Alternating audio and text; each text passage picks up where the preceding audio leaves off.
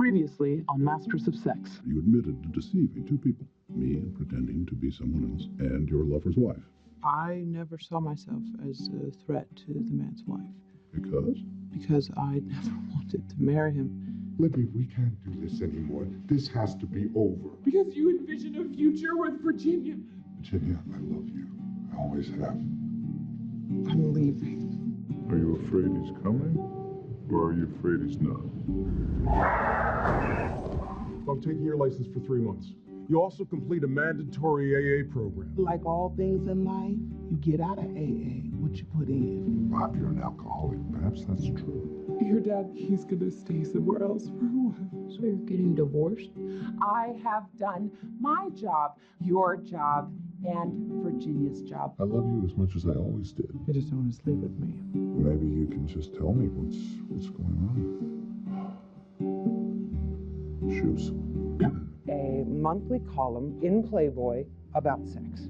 I will only publish your column if you remain the Masters and Johnson team. We have to hire new people. New partners. For both of us.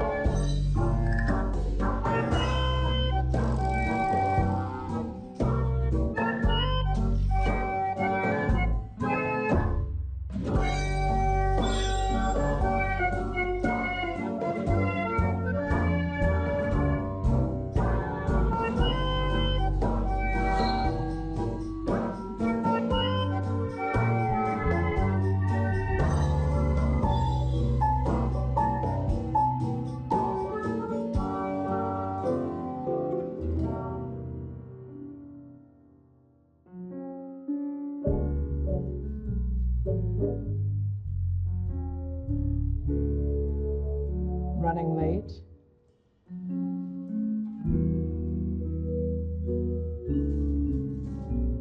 Tempus fugit, to coin a phrase.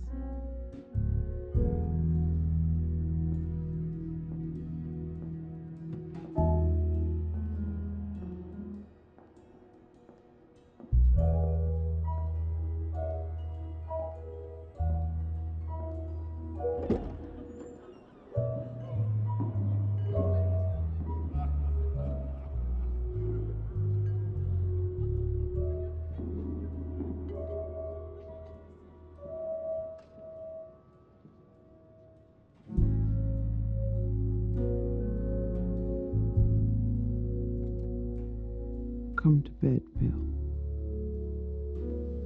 All you have to do is crawl back in.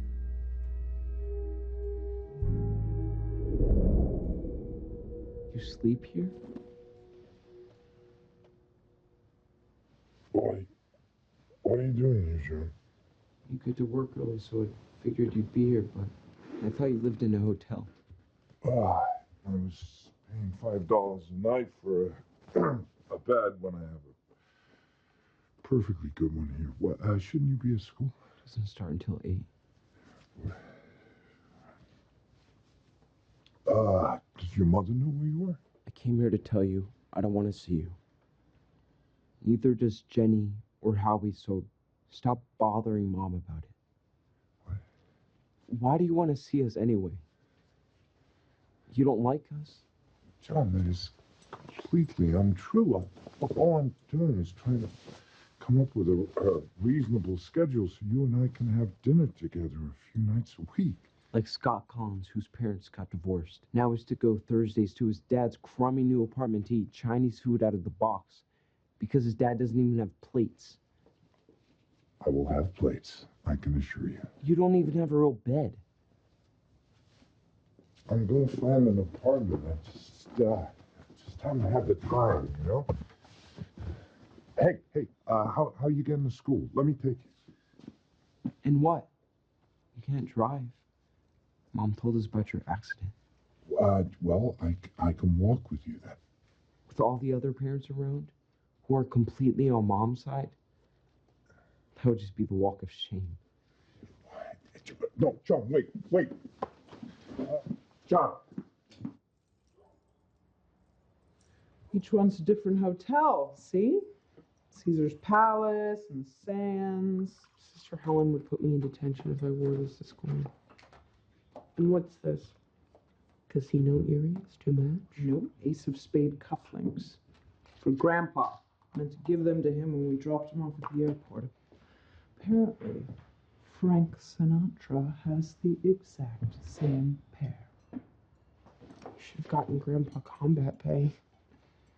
Do you know that Lisa cried 6 hours straight last week? I mean, her face was red. She was covered in drool. It got so bad that we had to call Libby. Libby? Was that really necessary? She came over and in 5 minutes she got Lisa to stop crying. Well, I heard that you were a big help to Grandpa while I was away. Now that I'm back at work, I am going to be relying on you more to help with chores. Watch Lisa.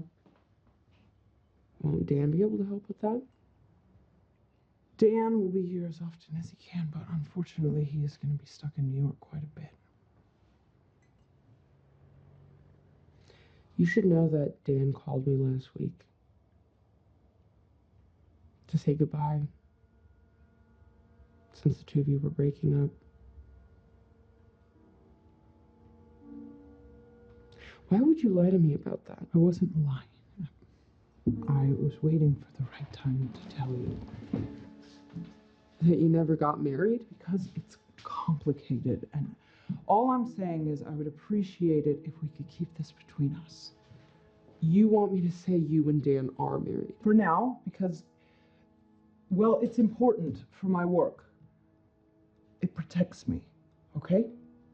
If Bill thinks that I'm married, then it takes any complications off the table. So you don't want to have sex with Uncle Bill anymore either? I don't need a lecture from you, Tessa, especially about something that you are too young to understand. No, what you need, Mom, is a shrink.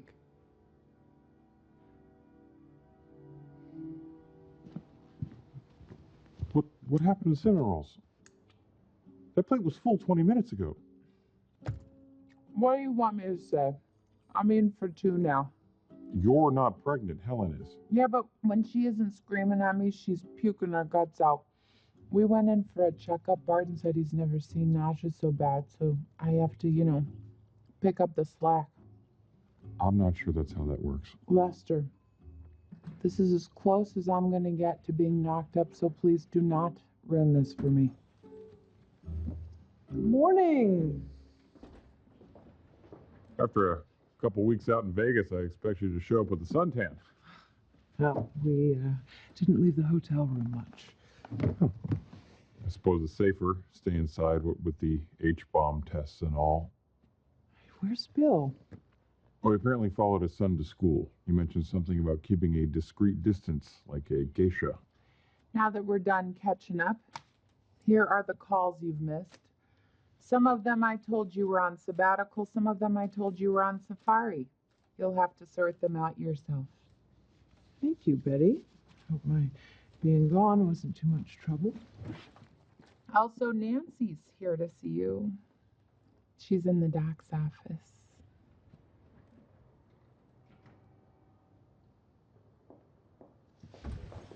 Pleasure to meet you, Nancy Laveau. Thank you for coming in. So, what brings you to the clinic, Mrs. Laveau? Dr. Laveau, actually. I am still getting used to saying it myself. I just finished my degree in May. I've been interning with Dr. Scully since then. So he's the one who recommended me to Dr. Masters for the position here as Dr. Masters' associate. Dr. Masters hired you? Oh, no, well, not yet.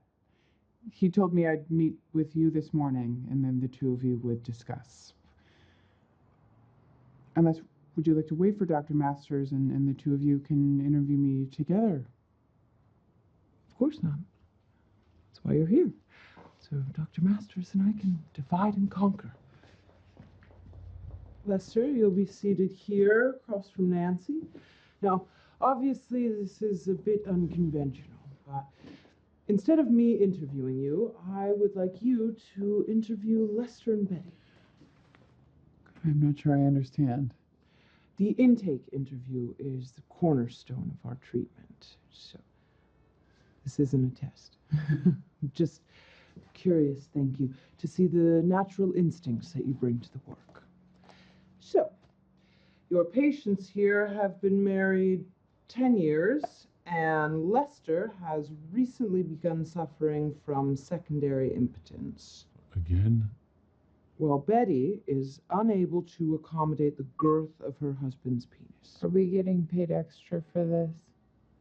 You can begin whenever you're ready, Nancy, and I'll try not to interrupt you. Why don't you start by telling me about the problems? I'm going to have to stop you. Sorry. The word problems implies a value judgment. You're telling them essentially that there's something wrong with them. Well, they are here, so... A better choice would be something more neutral, like what types of issues have you been dealing with? All right. So, then Mrs. Whatever. Betty, participate. McGillicuddy. What kind of issues have you been dealing with, Mrs. McGillicuddy? It doesn't fit. Well, the first thing we'll do is a physical exam. Oh, I'm going to have to stop you again. Sorry, the first thing you would do is actually conduct a sexual history. Yes, I considered that, but I decided against it. Betty's symptoms are consistent with vaginismus, and I would first rule out any physical causes, such as trauma. For Lester, I suspect his condition may be a direct result of Betty's vaginismus. As you and Dr. Masters explained in the interview last year in American Medical Journal, vaginismus can often cause performance anxiety in the male partner, which can manifest as secondary impotence. Yes, that's true. Mrs. Masters, am I expecting you? No, I just came to drop off the retainer forms. Oh. Elaine, my secretary, decided to follow her heart back to cosmetology school. So for the moment, I am my own gal Friday. Just put the forms down on the desk. Anywhere in particular? Pick a pile, any pile. I'll call you later to discuss. I won't forget. However, if I do forget, you call me.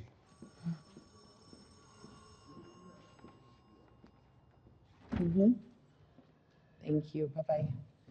You're late, but if you hurry, you can catch the tail end of Virginia's so-called interview with the new girl. Well, I'm sure Virginia is more than able to handle the interview on her own.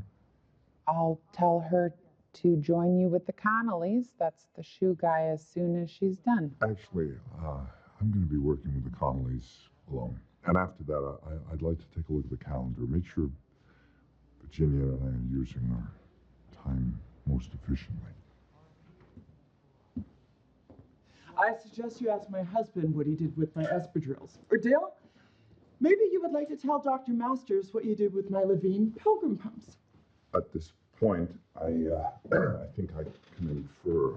I paid $10.95 for those pumps. I mean, how can I ever put my feet into them again, knowing how this seed is deposited all over them? Dr. Masters told me that I should be honest with you. Tell you what I really want. This is all you're doing. What he's become. When I was in high school, my sister, she drove this beautiful baby blue T-Bird. And in her senior year, she started to date the varsity quarterback. About a month into it, her car had started to smell. And she finally realized that in order to show his love, her boyfriend was defecating in the trunk. He had become a freak. I have never even considered crapping in a car. And the worst part is it's just that I thought my husband loved me. I thought that he was attracted to me. Not my shoes. Elaine.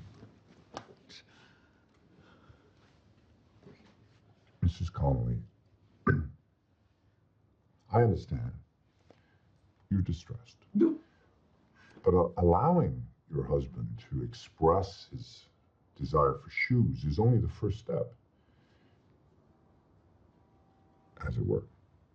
Using sensate therapy, we will train Mr. Connolly's libidinal energy, currently attached to shoes, to refocus in a direction that is sexually satisfying for you both.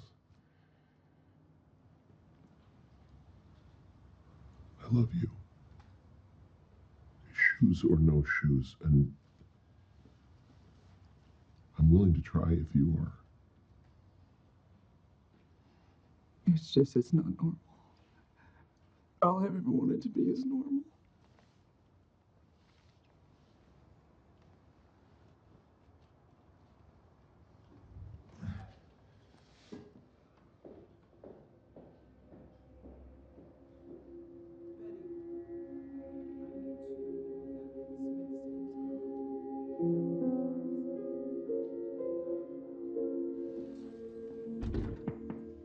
Am I interrupting? Hardly. Ejaculatory incompetence could take weeks. We should discuss the schedule. Okay. I was going to suggest the same, since I'll be busy with my column for half in the coming month. I can handle the details of the pending court case, hire an attorney, keep up with requests for documents. Good, since I was the one that argued against the surrogacy program in the first place. I'll resume with Little Brown, try to put the book deal back together. Perfect, since the deal only collapsed because you boarded an airplane to Las Vegas instead of attending our book launch. I will call Barton, discuss his moving his practice back with us. As for speaking engagements, interviews, We can decide on a case-by-case basis. As for seeing new patients, we both will. With our new partners, I assume you approve of Dr. Laveau. She has sterling qualifications. I would prefer someone with more clinical experience, but as long as you don't mind some hand-holding. She is very knowledgeable about the work. Knowing is not the same as doing. Whomever we hire, we will have to keep a very close eye on them. So I would like to tighten our oversight by having Lester install recording equipment in the conference room and all the exam rooms. Recording equipment? To record? Everything. Sessions with patients, conversations between staff members. Well, I can't imagine any new hire is going to stand being listened in on. And yet, if we had tape recorders in this office 2 months ago, we wouldn't be staring down the barrel of criminal charges. Courier just delivered these for you. In the middle of a session, Betty. You asked me to get you if any deliveries came for you, remember? So here I am. Right. Well, do you know who they're from? Is there a card? Virginia, counting the hours until I see you again.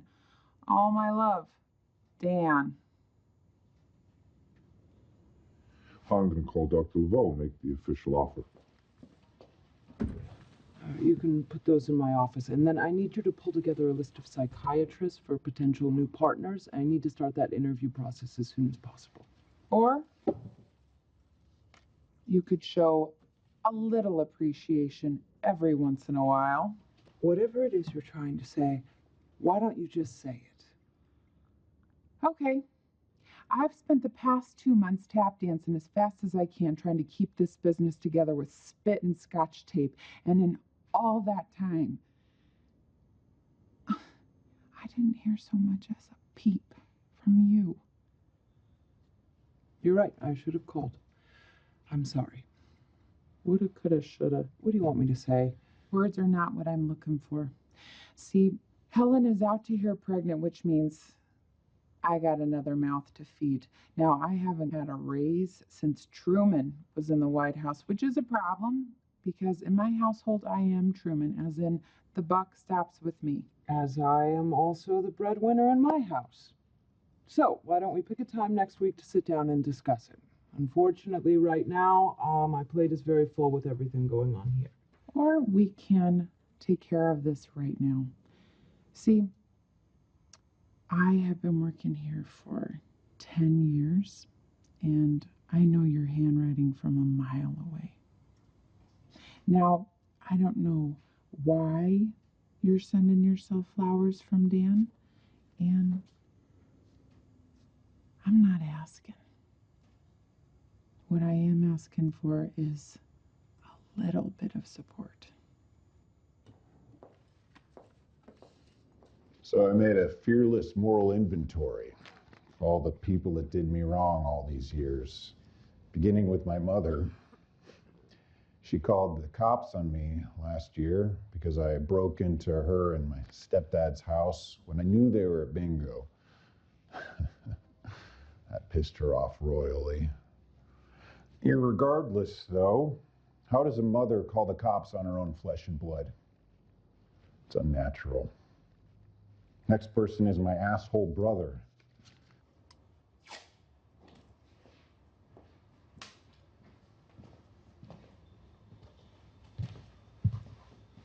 Why are you in the dark? Atmosphere. I mean, how many times am I going to get the chance to bug an office? This is as cloak and dagger as it gets for me. And it's all automatic. Yeah, voice activated. As soon as the mic picks up people talking, the tape recorders in my office start recording. Great. Hey, can I try something out on you? Lyndon. Lester. Lyndon. I can pull that off, right? No. Don't do that.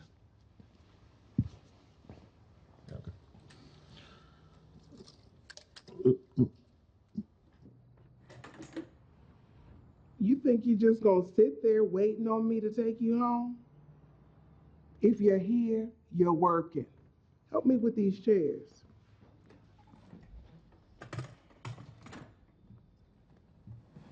And don't think I didn't see the way you were looking at Kevin tonight. If I had a penny for every one of those looks, I'd be driving a Cadillac. What look is that? That look that says, this guy. I got nothing in common with this guy.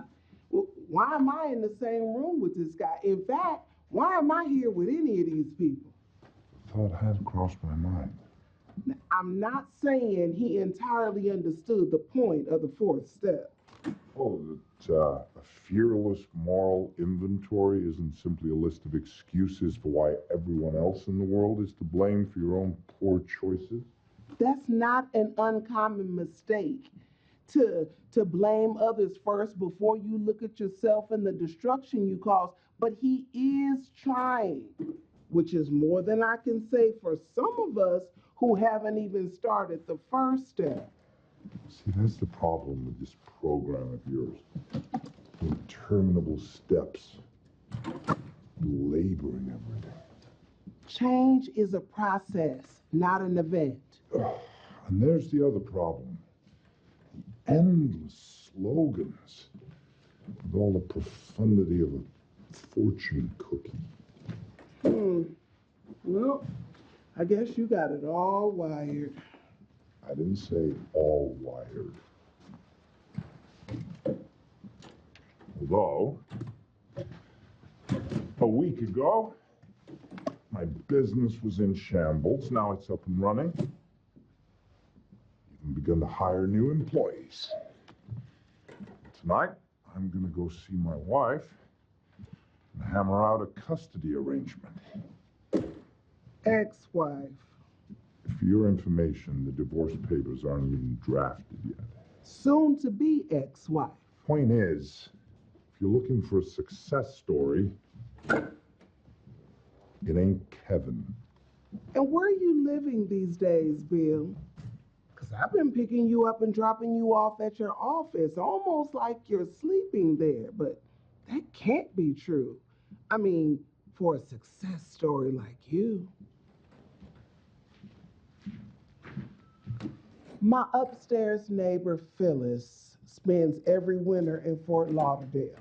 Now, if you're willing to water the plants and feed the cat, I can get you settled in there tonight. Well, as tempting as that sounds. You got a better option?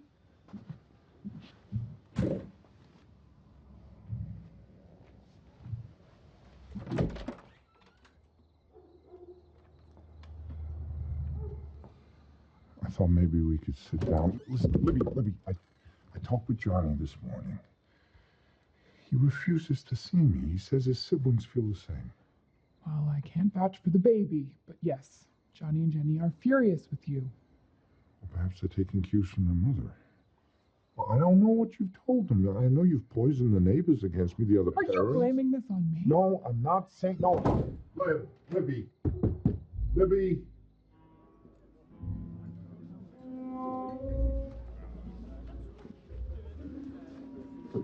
Another, please. 2 olives.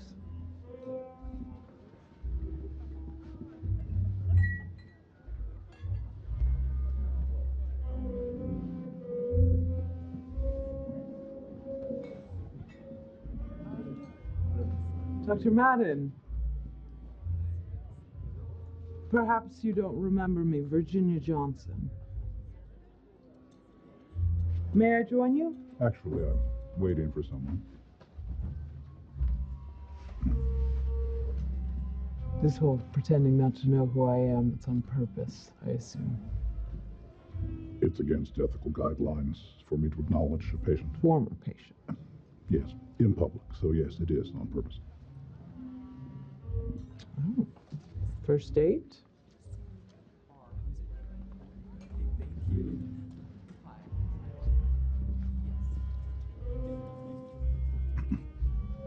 A blind first date?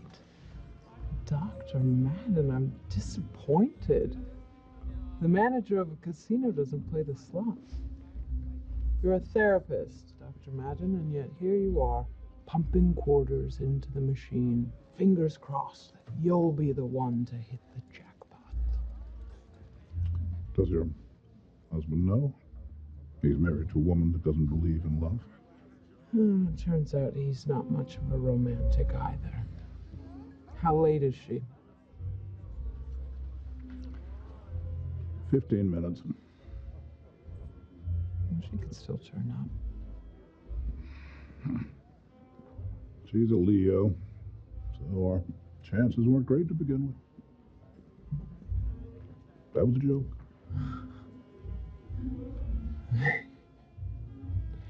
You know, it's fortuitous running into you like this, Dr. Madden. Because I think I may have a business opportunity for you.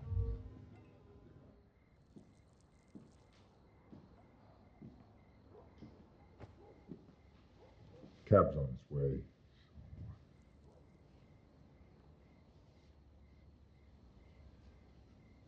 I'm no longer living in a hotel. We're staying in my office. An associate knew of an apartment, so you can rest assured if the children change their minds and agree to see me, they have a place to stay. There's even a pull-out sofa, I'm told.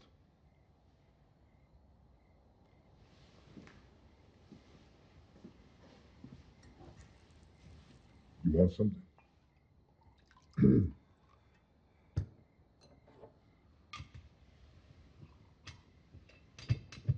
I'm going to AA meetings now. Did I tell you that? Oh, it's court-ordered. Yeah, people seem to find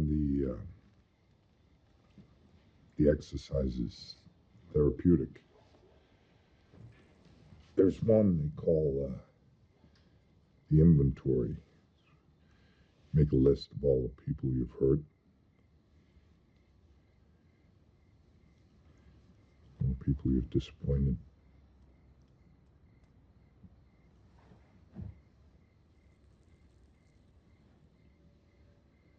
I know there's no one I've hurt as much as you, Libby.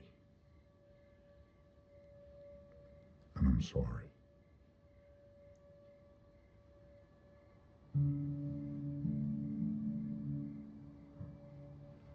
It's for everything I've done.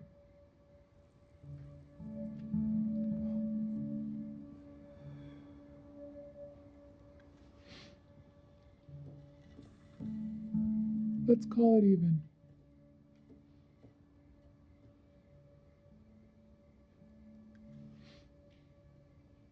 Do you really think all those years that I just sat here making lunches and vacuuming the carpets while you were working late. First, there was Robert. You remember Robert? Coral's brother? The first time we didn't even make it to the bedroom. He took me right there on the kitchen floor. Anybody walking by could have seen us. And I wanted him so badly, it didn't even matter. Then, there was Paul. There is not a room in this house where Paul and I didn't make love. Certainly there was this room. Every inch of it, really. There was the rug up against the bar. On this sofa. Paul wanted to marry me. Take me away. The kids, too. I should have gone.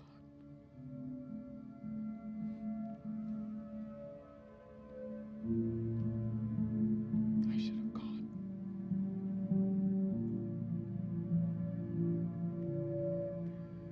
So, if you want to feel sorry for someone, I would suggest feeling sorry for yourself.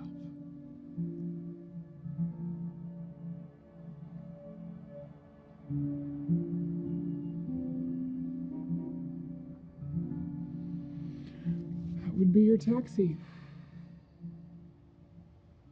I'm flattered by the offer, but I'm very happy with my practice. Really? Really? You don't get tired of the same people with the same problems year after year. With the protocols that we've developed, we can transform patients' lives in a matter of weeks. You do know that there are psychologists in St. Louis far more qualified than I am for this job. You're a Yale undergrad with a PhD from Columbia. Plus, in my case, everything you told me as a patient was spot on. I was full of excuses, like you said, living in denial of the consequences of my own behavior. You told me what I needed to hear. And as a result, you've sorted out your life, have you?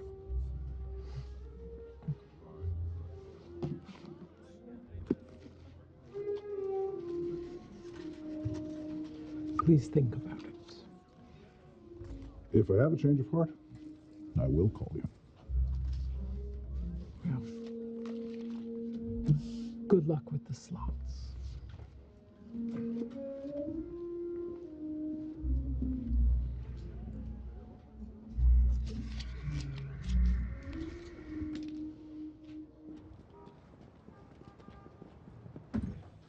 Sorry to bother, but I was wondering if you had any tips for my first day. You are the expert, obviously, when it comes to working with Bill, so.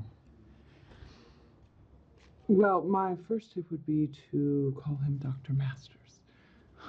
But other than that, you're his partner now. You'll find your own way of working together. Also, I know that you are interviewing for another staff psychiatrist, and I have a friend, a family friend, who I think would be perfect for the role. Perfect. That's a strong word. He's young, but he is very accomplished. Well, I already have a long list of candidates to see today, but I suppose we can try to squeeze him in. Why don't you give Betty his information? Of course.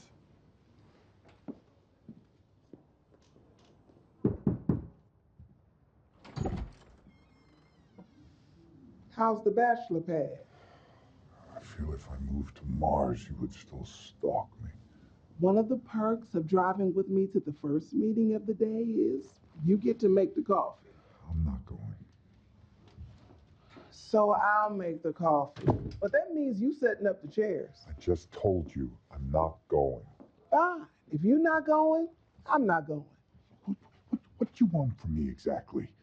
Because let me be perfectly clear. I will not take inventory or make amends or say anything ever in any AA meeting. All I want is to be left alone. I can wait.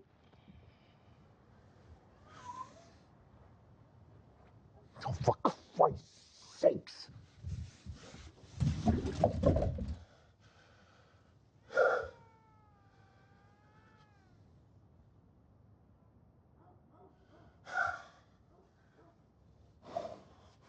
Imagine finding out the only person you've trusted, the one person whose loyalty you never even thought to question, has been lying to you for years. And the worst thing is you can't even be angry with her, because for every time she's lied to you, you know you've lied to her 100 times. 1,000 times. We talking about your ex-wife? I broke her heart. I can't change that.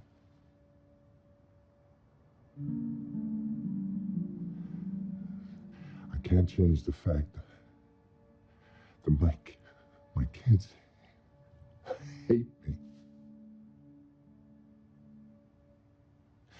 I can't change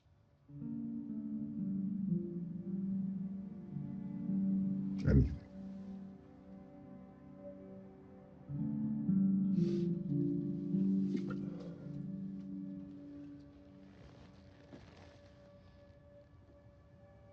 My husband didn't speak to me for a year.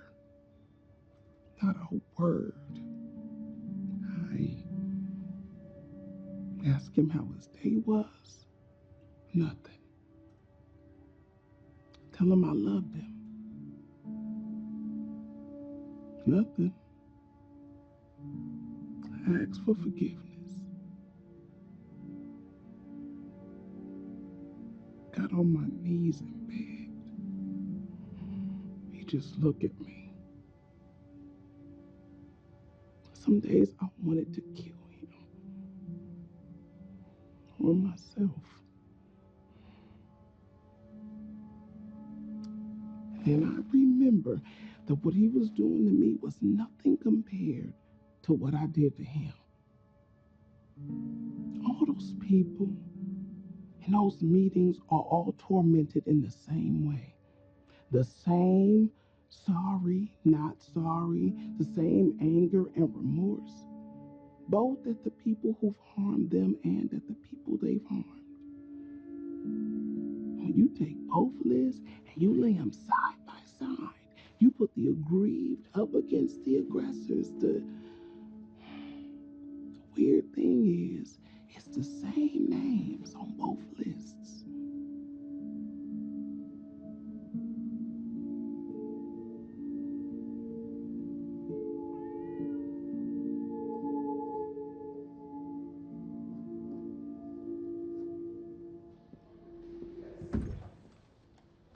Hi, Art Dreesen.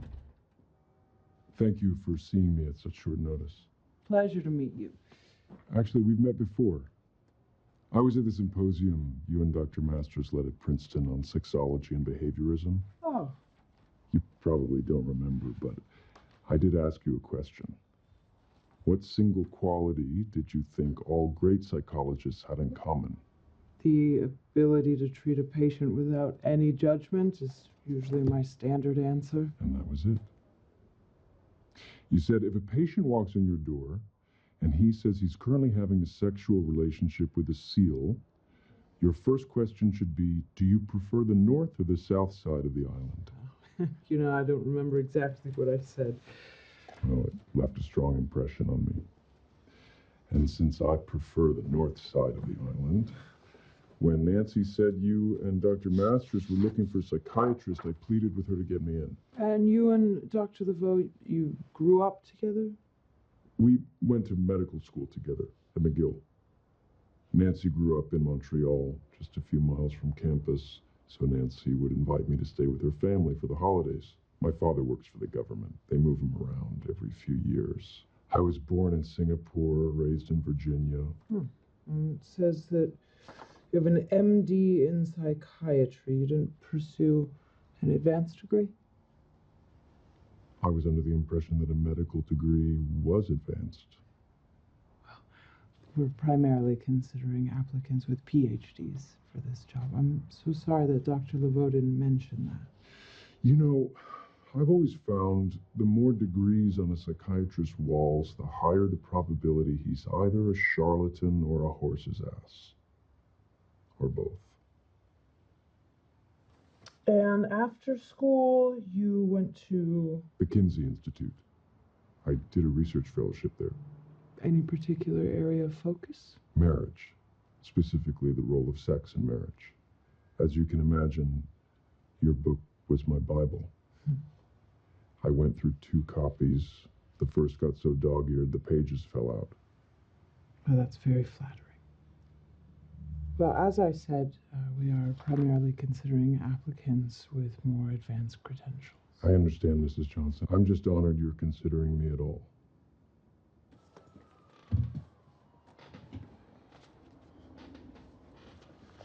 Nervous?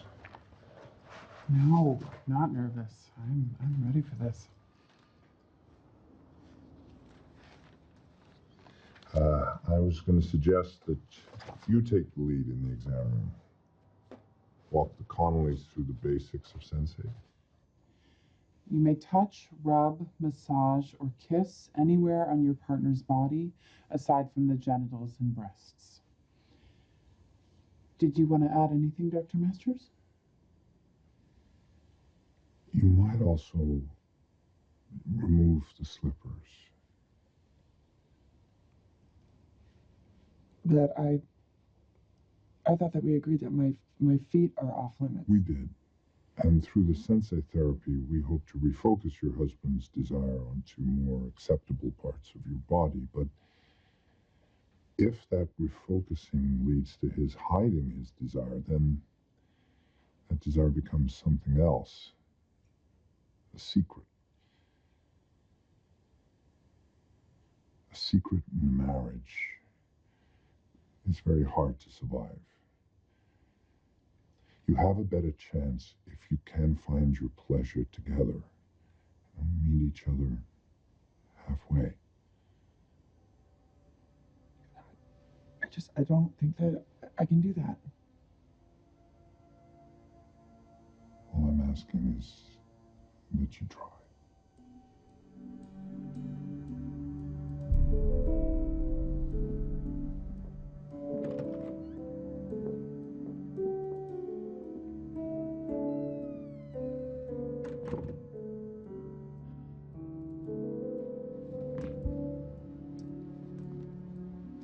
If you're uncomfortable in bare feet, we could always try it in Vivian pumps.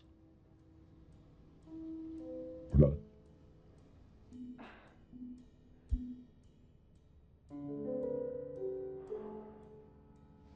What if I just touched your knees? I mean, you don't know how perfect they are. My knees. Everything. The line, your calves, curve of your ankle. You have the smoothest soles, exquisite arches.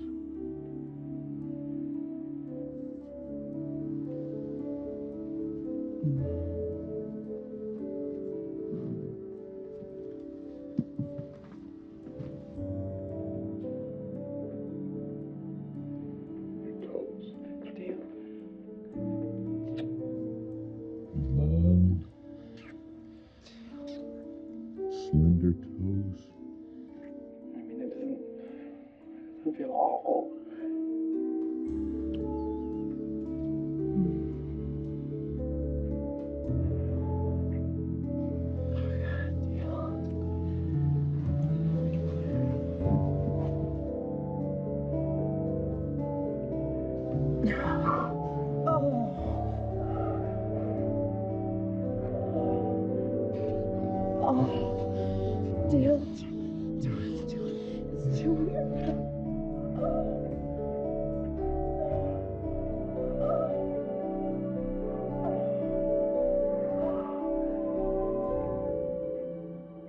Betty said you wanted to see me. I wanted to talk to you about what happened in the lab this afternoon. With Mr. and Mrs. Connolly? With you, actually. There is a real danger in this work. Observing a couple in their most intimate moments. It's only natural that the observers can, from time to time, find themselves experiencing a certain erotic charge of their own. I see. If they're not careful, they can begin to mistake the intimacy of the couple behind the glass for a kind of intimacy between themselves and their partner. I know that I agreed to wait for you to call me, but I suppose I'm not very patient when I know what I want. Clearly. But I have not changed my mind. Neither have I. You want me to fill it out? I would like us both to fill it out. Together. It's our intake questionnaire. Touches on every aspect of a patient's sexual makeup, their psychological history, their fantasies. It's essential that our relationship remain strictly professional. Now, the best way to ensure that is that we are completely transparent with one another. There can be no secrets between us. So, who's going to reveal what to whom first? I'm flattered that you followed my career so closely. Well, it would have been impossible not to. Every time I turn my head, you're on a different magazine cover. And I did read your book. What did you think? I thought if all the people that bought this book actually read it, I am going to be out of a job. There I was out of luck. He came in about 4 seconds. 17-year-old boys not being known for their endurance. So you didn't achieve orgasm? Not that first time, no. And then camp was over the next day, and I never saw him again. When did you first? I was 18. She sat next to me in advanced calculus. Did you love her? I doubt I understood the meaning of the word. You understand the work. We have an excellent rapport. In which case, the most responsible thing for me to do is take myself out of the running. No, I'm sorry. I'm not comfortable working with the former patient. That is a boundary that I can't cross. It's only a boundary if you allow it to be. All right. I didn't expect you to understand. Who was the first, then? The first woman you really loved?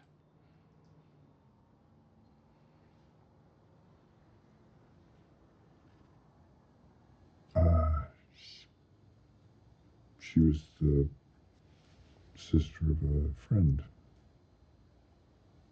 Dodie was her name. Well, Geraldine, but only her mother called her that. To everyone else, she was Dodie.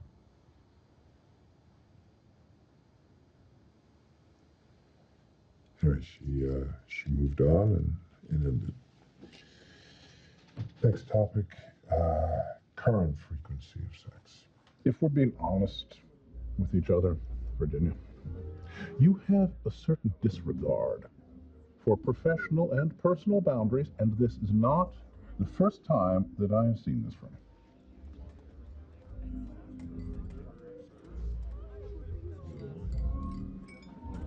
Well, I am curious now as to what it is you're referring to. The fact is we had crossed a line.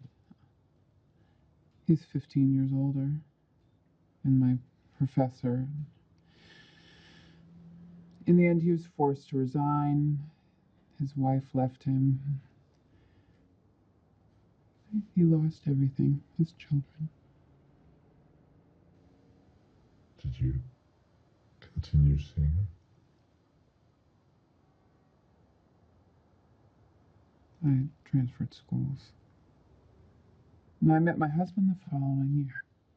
Well, you remember how we first met? You came to me under an assumed name, presenting yourself as suffering from symptoms you did not have. I was attempting to help a patient. Yes, and yes, your pattern now is exactly the same My as it pattern. was then. I yes. wasn't even aware that I had a pattern. Oh, yes, I see it in my practice all the time. I would call it rationalization. Whatever the patient does, they find a way to rationalize it, to convince themselves that they're not to blame. Oh, no. It's very interesting. The last time I saw you, you were having an affair with a married man, the husband of a woman you considered a friend, and yet you felt no remorse. Because you had been unfaithful in your own marriage?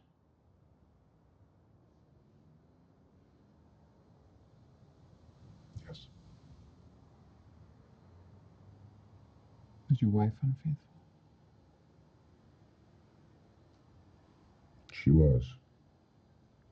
It turns out.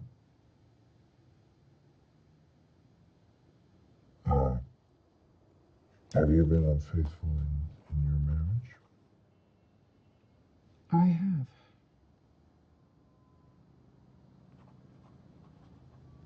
And you suspect that your husband has been unfaithful as well?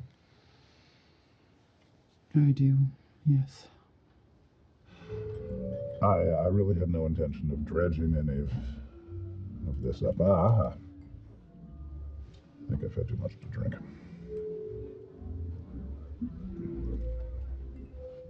And yet all this does is prove to me why you are the perfect candidate for the job.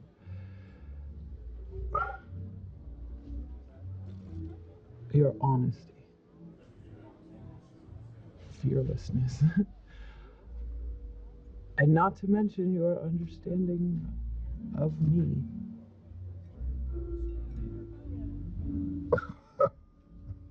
Well, I don't know about all that. Believe me, I know.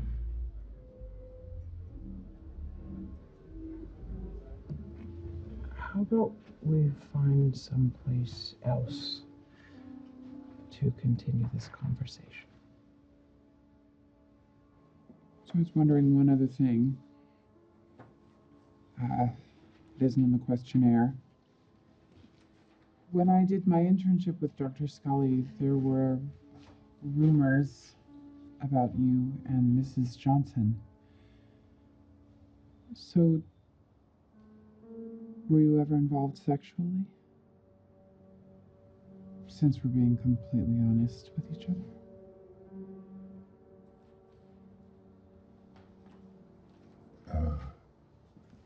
No.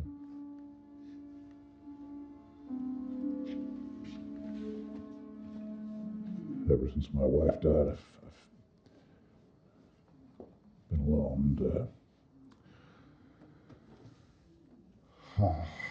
This was a terrible mistake. Don't worry, I will not breathe a word of this to the American Psychiatric Association.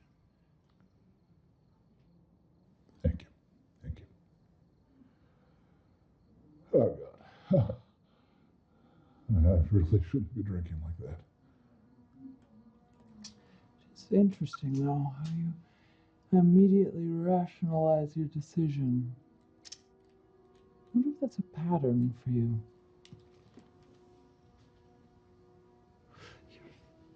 You're very good at judging other people, Dr. Madden. Assigning labels, arranging them in little boxes. But what do you really know about you? For example, sitting there in your boxer shorts. Maybe it's not so easy to observe your own behavior, your own shortcomings. for that matter, what do you really know about me? What I've had to overcome in my life, the enormous sacrifices that I have had to make to get on all of those magazine covers.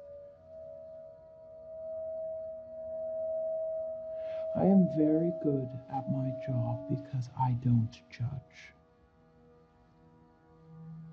But given your limitations, I think it's probably best that we take your name out of consideration for the position of the clinic. Wouldn't you agree?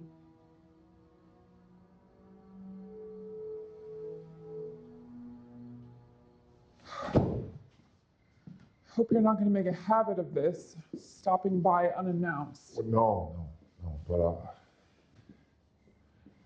I feel like things were left unsettled after we spoke last night. I don't feel unsettled at all. Except by your clothes. What are you wearing? I didn't sleep a wink. I can see that.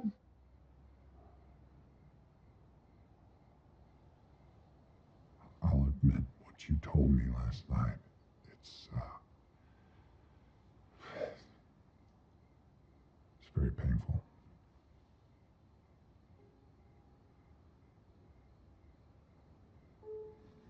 But I realize now it is much better that you found some pleasure somewhere. Even if it wasn't with me.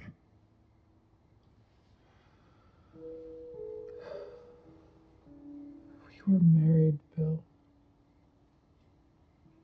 We should have found our pleasure together. I know. It's just, there's so much that I missed out on. An entire world out there. You're not dead. No. Just 40.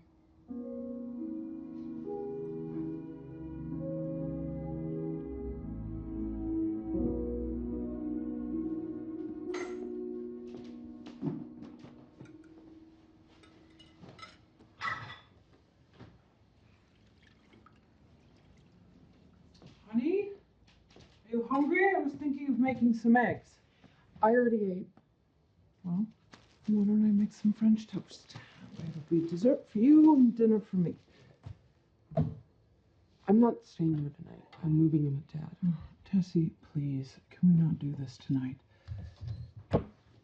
You don't have to do anything, but I have to take care of myself.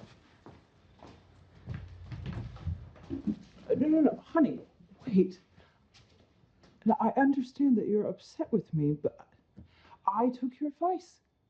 I saw a psychiatrist. You did? Yes. What did he say? He said, for the most part, that people are doing the best that they can. And that's really all they can do. That is what I'm doing. So, if that is not good enough... It isn't. It isn't, I'm sorry.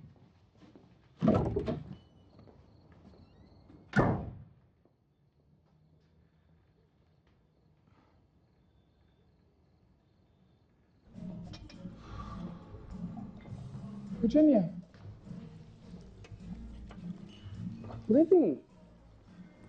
Welcome home. Coffee, please.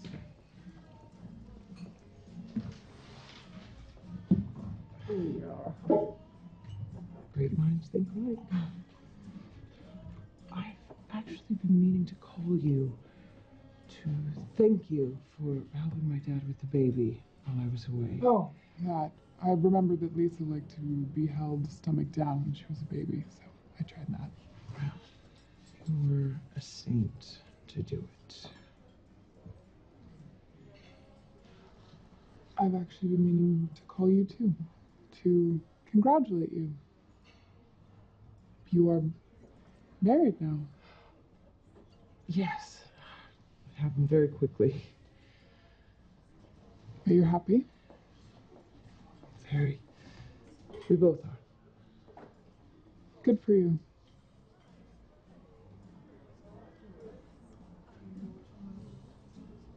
I really don't know what to say, Libby. Other than I'm sorry. I'm sorry about Bill.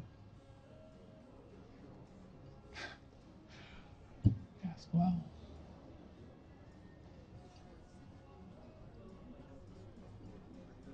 Keep thinking about that pact that we made. Do you remember that?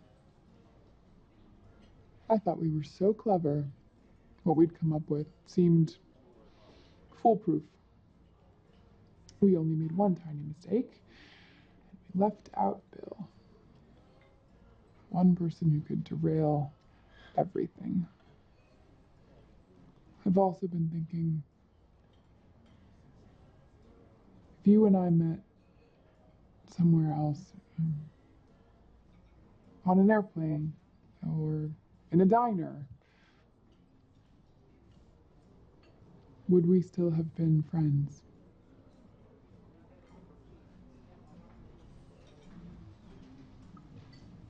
I'm sure we would have.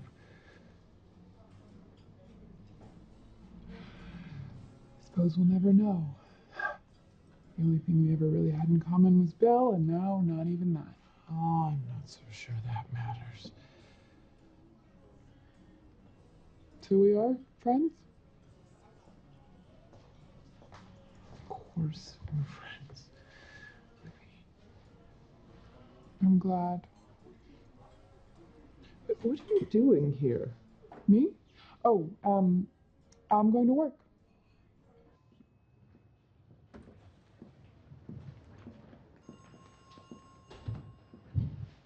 Mrs. Masters, I thought our next appointment wasn't until Tuesday.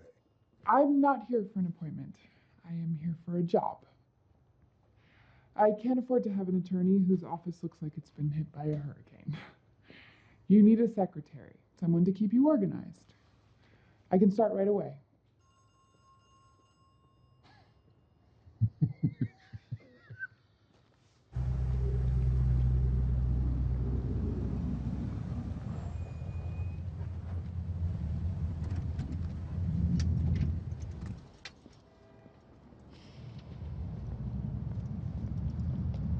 We're 3 blocks from the office. Nobody's gonna see us. Just wait a few minutes after I'm gone. I just don't want to come in too close together. Wish me luck on my first day. Good luck, baby. Hey, you be great.